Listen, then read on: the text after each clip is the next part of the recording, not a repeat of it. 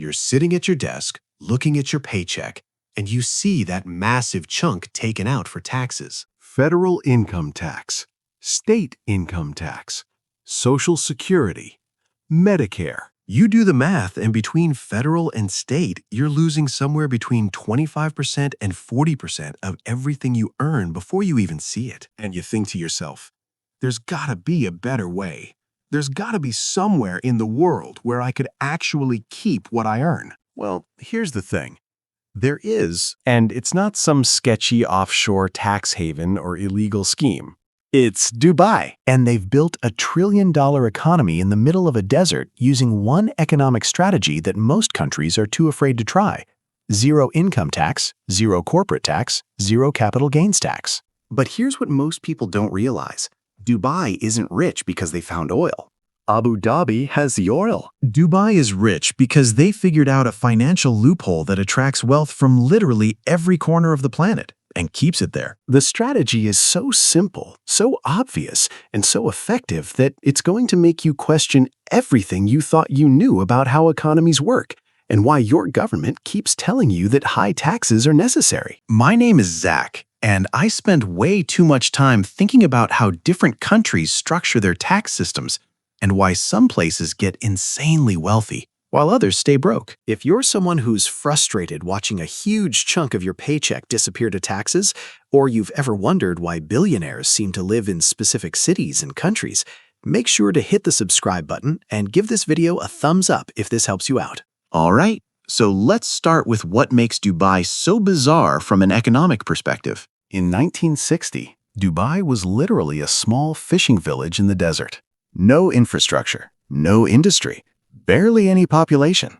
Just sand, extreme heat, and a small port doing modest trade. Fast forward to today, Dubai has the world's tallest building, a GDP of over $100 billion, more than 3.5 million residents. And here's the kicker.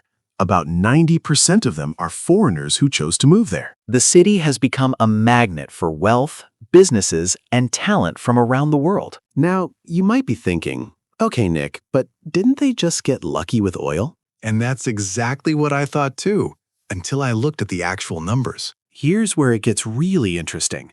Oil only accounts for about 1% of Dubai's GDP. 1%. The vast majority of Dubai's economy comes from trade, tourism, real estate, financial services, and logistics. They built a modern, diversified economy in one of the harshest environments on Earth, and they did it in less than 60 years. So how did a desert city with no natural resources, extreme temperatures, and no historical economic advantage become one of the wealthiest places on the planet? The answer is going to change how you think about taxes, economic incentives, and why talented people and capital flow to certain places and not others. Here's the core insight that Dubai's leadership understood in the 1960s and 70s.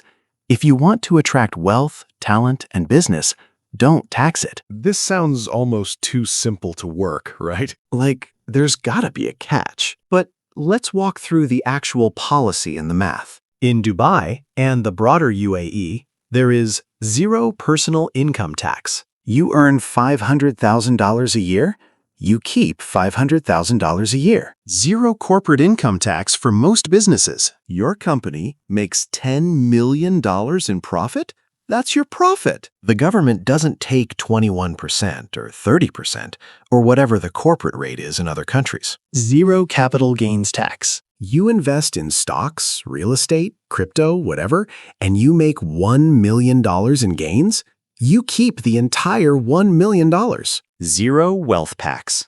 You accumulate $50 million in assets? The government doesn't come asking for an annual percentage. Zero inheritance tax. You pass your wealth to your kids? They get 100% of it. Now, before you start packing your bags, let me be clear. This doesn't mean the UAE government collects zero revenue. They're not running a charity. But they've structured their revenue model completely differently from almost every other country on Earth. And that difference is what created the economic miracle. Look, when most people hear zero income tax, their immediate reaction is, okay, that's not sustainable. Governments need money to function. Where do they get it? Fair question. Let's do the math on how Dubai actually funds itself. Revenue source number 1. Oil.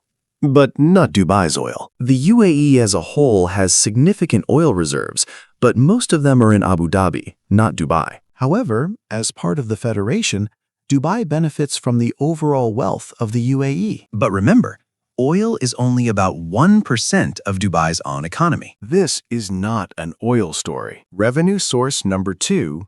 Customs and trade fees. Dubai has positioned itself as one of the world's major trade hubs. The Jebel Ali port is one of the busiest ports globally. They charge fees on goods moving through.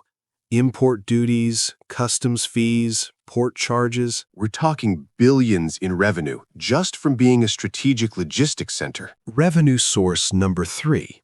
Tourism fees and hospitality taxes. Dubai gets about 15–20 million tourists a year. Hotels charge a tourism fee per room per night, typically around 10 to 20 dirhams, roughly $3 to $6 USD. Multiply that across millions of hotel stays, plus fees on attractions, entertainment, restaurants. That adds up fast. Revenue source number 4.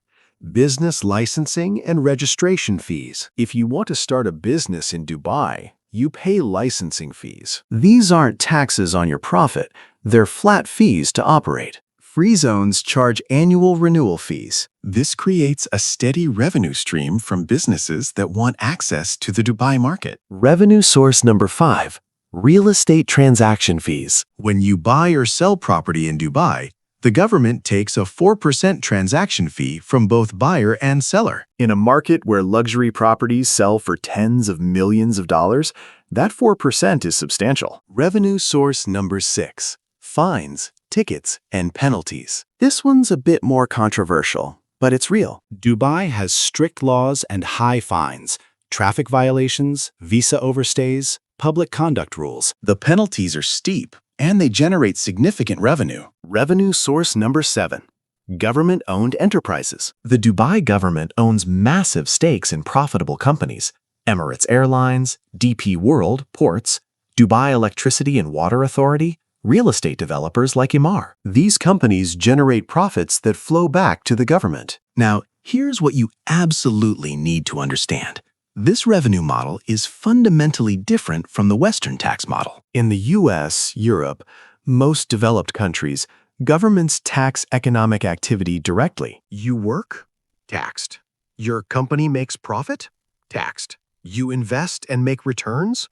Taxed. You inherit wealth? Taxed. You own property? Taxed annually. The incentive structure is clear.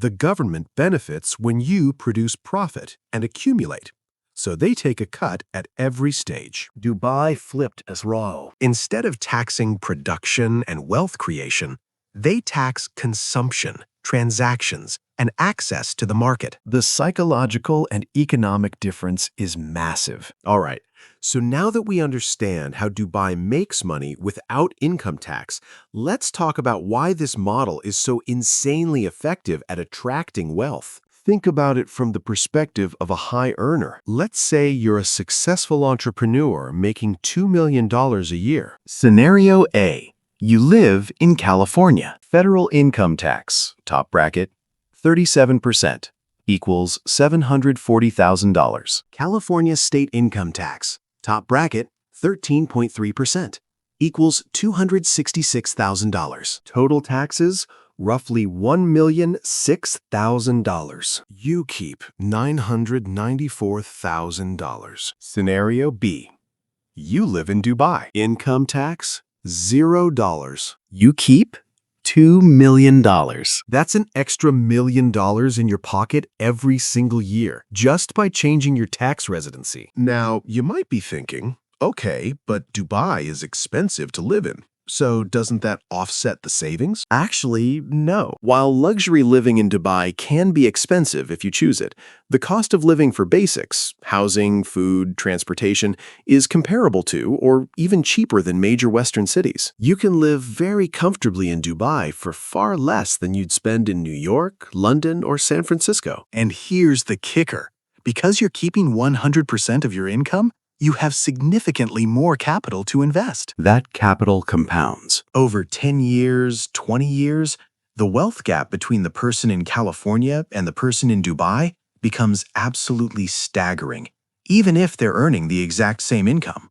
Let me give you a concrete example. Two identical twins. Both earn $1 million per year. One lives in New York, combined federal plus state tax around 45%. One lives in Dubai, 0% tax. New York twin, after-tax income, $550,000 per year. Over 20 years, $11 million. New York twin, after-tax income, $550,000 per year. Over 20 years, $11 million. That's a $9 million difference just from tax savings alone, and we're not even accounting for the investment returns on that extra capital. This is why high net worth individuals, successful entrepreneurs, investors, and corporations are flooding into Dubai. It's not about luxury or glamour. It's about math. The numbers make it a no-brainer. Now here's where the strategy gets really brilliant. Once you attract a critical mass of wealthy people and successful businesses, you create a network effect. Wealth attracts more wealth. Talent attracts more talent. Investment attracts more investment. Let me break down how this works. Step 1. Zero tax attracts high earners. Doctors, engineers, finance professionals, entrepreneurs. They move to Dubai to keep more of what they earn. Step 2. High earners demand services. These people need lawyers, accountants, consultants, luxury goods, high-end real estate, private schools, healthcare. Service providers move to Dubai to serve this wealthy client base. Step 3. Businesses follow the talent. Companies realize their top employees and customers are in Dubai. They open regional headquarters, offices, branches to be where the action is. Step 4. Infrastructure improves. With all this economic activity, the government has massive revenue from all those fees, transaction taxes, tourism, etc. They reinvest in world-class infrastructure. Airports, ports, roads, metro systems, smart city technology. Step 5. Quality of life increases. Better infrastructure, more services, international schools, healthcare facilities, entertainment options. Dubai becomes not just a tax haven, but actually a desirable place to live. Step 6. More people want to move there. The cycle repeats. Each wave of newcomers brings more wealth, more talent, more business, more investment. This is the compounding effect of smart economic policy. Dubai didn't just create a one-time advantage. They created a self-reinforcing loop that keeps getting stronger. Here's what most people don't realize about taxes and economic behavior. Incentives matter more than almost anything else. When you tax income heavily, you create several psychological and economic effects. Effect number 1. Tax avoidance becomes rational. If the government is taking 40–50% of your earnings, you're incentivized to find legal ways to reduce your taxable income, or illegal ways if you're desperate or unethical enough. High taxes create an entire industry of tax avoidance. Effect number 2. Productive people leave. This is called brain drain. The most talented, hardest-working, highest-earning individuals have options. They can move. And when they're losing half their income to taxes, the calculus is simple. Leave for a lower tax jurisdiction. Effect number 3. Investment is discouraged. High capital gains taxes mean you're punished for successful investments. Why take the risk if the government takes 30–40% of your upside, but doesn't share in your downside losses? Effect number 4. Entrepreneurship is risky. Starting a business is already risky. If you succeed and make profits, high corporate and income taxes take a massive cut. The risk-reward ratio becomes less attractive. Fewer people start businesses. Dubai understood this psychology and flipped it. By eliminating income and corporate taxes, they created the opposite incentives. Incentive number 1. Keep what you earn. Work hard, earn more, keep 100% of it. The direct connection between effort and reward is crystal clear. Incentive number 2. Attract the best. The most talented people want to come because the financial upside is maximized. You get the top doctors, engineers, entrepreneurs, investors, all competing to live and work there. Incentive number 3. Encourage investment. Zero capital gains tax means investors keep all their returns. This makes Dubai incredibly attractive for venture capital, private equity, real estate investment, stock trading. Capital flows in. Incentive number 4.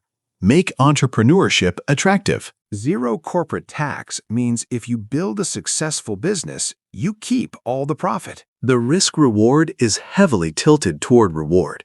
Entrepreneurship explodes. The result? Dubai became a magnet for the exact people and capital that drive economic growth. Now look, I know what some of you are thinking.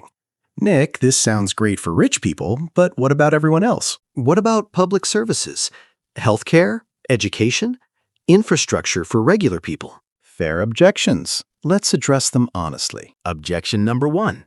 This only benefits the wealthy. On the surface, yes, zero income tax obviously benefits high earners more than low earners in absolute dollars. But here's the thing. The economic growth created by attracting talent and capital benefits everyone through job creation. When wealthy entrepreneurs and corporations set up in Dubai, they need employees, lots of them. Those jobs pay well because there's competition for talent. The service economy explodes. Restaurants, retail, construction, hospitality, logistics. Millions of middle-class jobs are created that wouldn't exist otherwise. Is there income inequality in Dubai?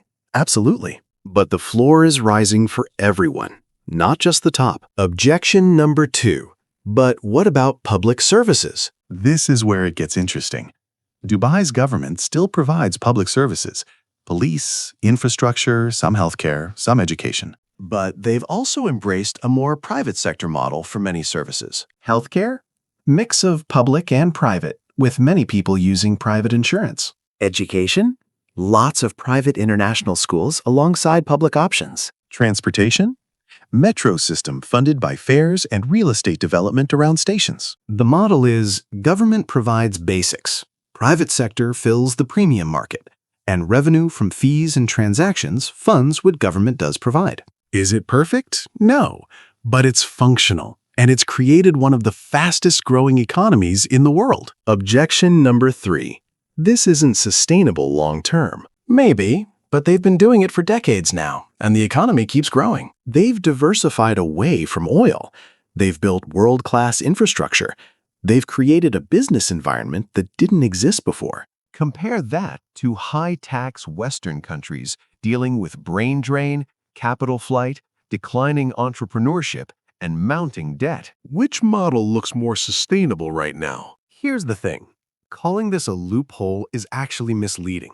It's not a loophole, it's a deliberate economic strategy. A loophole implies an unintended gap in the rules that people exploit. But Dubai's zero tax policy is intentional. It's the entire foundation of their economic model. The loophole is really just this. Most countries assume you have to tax income heavily to fund government, but Dubai proved you don't. They proved you can fund government through transaction fees, consumption taxes, tourism, business licensing, and state-owned enterprises, and actually create more total revenue because you attract so much more economic activity. Think about it.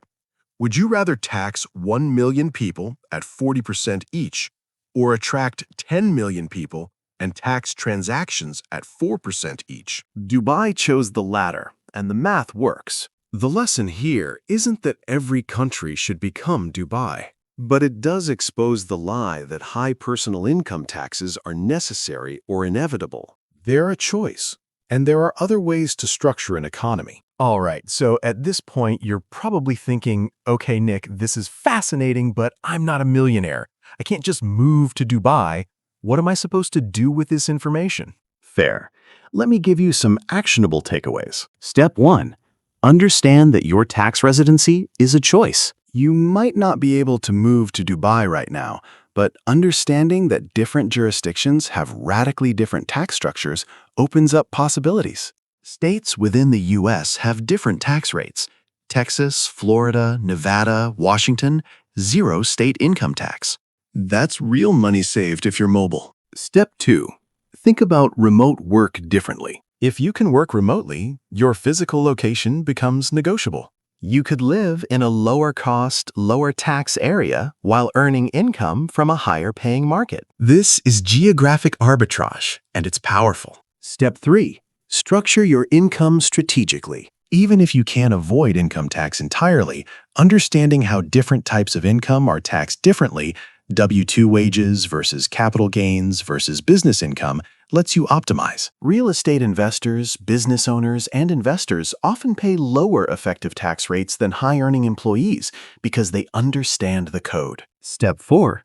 Invest in assets that compound tax-free or tax-deferred. Retirement accounts, 401k, IRA, Roth IRA, allow your investments to grow without annual capital gains taxes. Real estate allows depreciation deductions. These aren't Dubai-level advantages, but they're real. Step 5. Vote and advocate for better tax policy. If you're frustrated by high taxes and think there are better models, support politicians and policies that move toward lower, simpler, more growth-friendly tax structures. Dubai's success is proof that alternatives exist. Here's the bottom line, and this is what I really want you to take away from this video. Incentives shape behavior. Tax policy shapes incentives. Therefore, tax policy shapes entire economies. Dubai understood this at a fundamental level. They asked, what incentives do we want to create? Answer, we want to attract talent, capital, and business. So let's create the strongest possible incentive to come here. Keep what you earn. Most Western governments seem to operate on a different philosophy. We need revenue to fund programs, so let's tax economic activity heavily. The problem with that model is it creates the opposite incentives. It punishes productivity. It discourages investment. It drives away talent. And the crazy thing is, even from a pure revenue perspective, Dubai's model might actually work better. By attracting massive amounts of economic activity, they generate huge revenue from fees, transactions, and state enterprises, possibly more total revenue than they get from taxing a smaller, less dynamic economy. This is the genius of the loophole. It's not about exploiting a gap in the rules. It's about understanding human psychology and economic incentives at a deeper level than most governments do. Look, here's the uncomfortable truth that nobody wants to say out loud. Your government doesn't tax you at high rates because it's necessary. They tax you at high rates because they can. Because you're not mobile enough, wealthy enough, or informed enough to leave. The ultra-wealthy, they have options. They can move to Dubai, Monaco, Singapore, or any other low-tax jurisdiction. They have lawyers and accountants who structure everything to minimize tax legally. The upper middle class and below, you're stuck. You pay the highest effective rates because you can't afford to leave, and you don't have the sophisticated tax strategies. Dubai exposed this. They said, if you're talented and productive, come here and we won't take your money. And millions of people said yes. That's not a loophole, that's competition. And right now, high-tax countries are losing that competition. Dubai took a barren desert and built a $1 trillion economy in 60 years using one core insight. If you don't tax productivity, productive people will come. It sounds almost too simple, but the results speak for themselves. Is Dubai perfect? No. Are there trade-offs? Absolutely. It's hot. It's culturally different. There are strict laws. It's not for everyone. But as a pure economic experiment, it's one of the most successful in modern history. And the lesson is clear. The countries and cities that will thrive in the 21st century are the ones that understand incentives and compete for talent and capital by offering the best environment to build wealth. If you're sitting in a high-tax jurisdiction watching 40% of your paycheck disappear, now you know there's a different model. And even if you never move to Dubai, understanding how and why it works will change how you think about taxes, economic policy, and your own financial strategy. The loophole isn't in the tax code. The loophole is in everyone's assumption that high taxes are inevitable. Dubai proved they're not. If this video changed how you think about taxes and economic systems, smash that like button and subscribe for more breakdowns of how money and power actually work in the real world. Drop a comment and let me know. If you could move to a zero-income tax country tomorrow, would you? Or are the trade-offs not worth it? I'm genuinely curious. I'll see you in the next one.